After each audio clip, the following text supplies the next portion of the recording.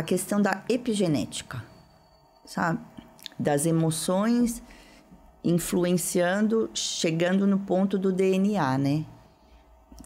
Que aí a gente também começa a compreender, dar um lugar de existência material daquele comportamento, daquela emoção, E nós mulheres, se a gente for pensar nesse sentido, né? Uma coisa que me chocou muito com aquele livro Não Começou Com Você. Esse livro, esse livro, né? É um livro para a mulher, eu acho que é uma coisa importantíssima. Porque se você for olhar na história da humanidade, as mulheres lá atrás, né, eram destinadas para sacrifício, as virgens, não é?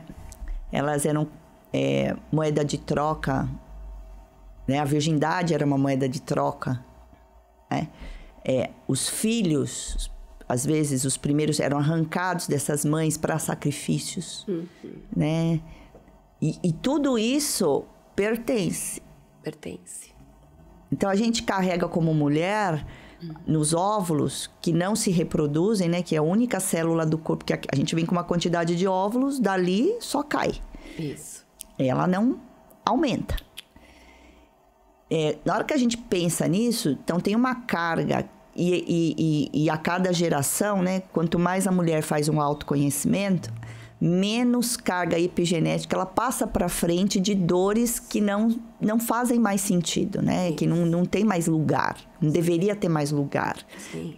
Mas, por outro lado, reconhecer e honrar até, né, essas dores é o caminho para que elas fiquem onde estão, que é no passado, né? Sim.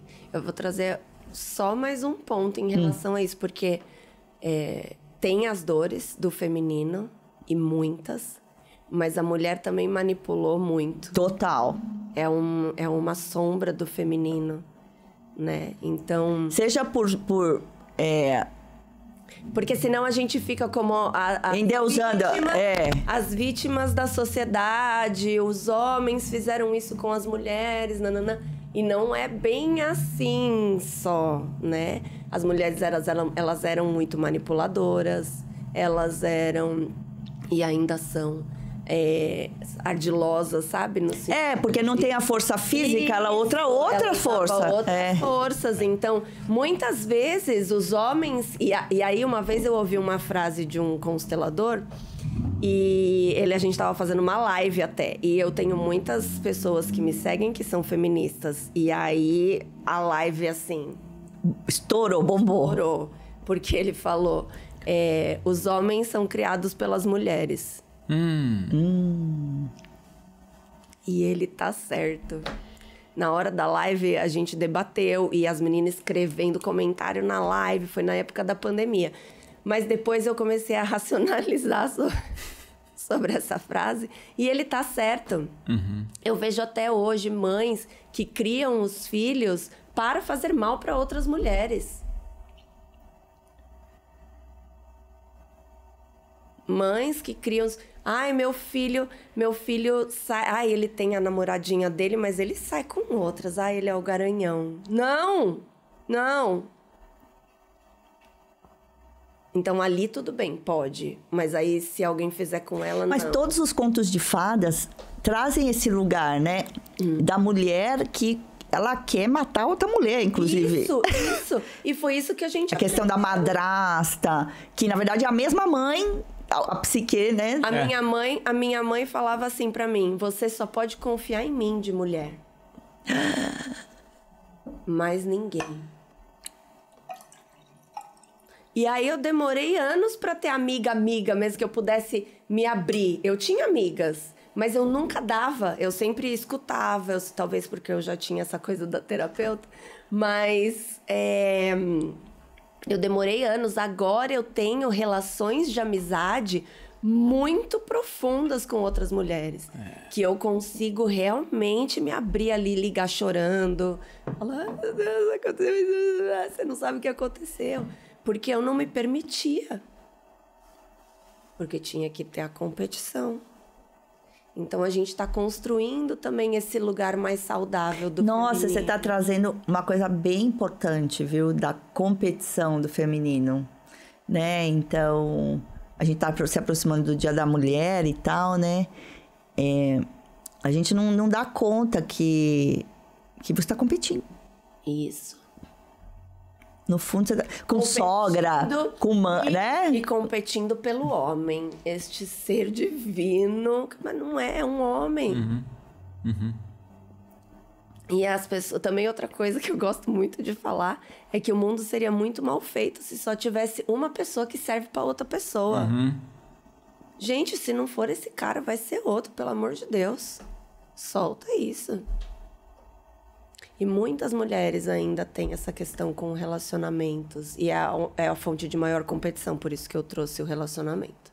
A fonte de maior competição entre as mulheres são os relacionamentos amorosos. É como se...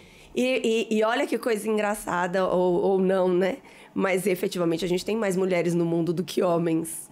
Então... Até pelas guerras e tudo, né? Que vão morrendo, né? Os homens e tal. E a mulher que...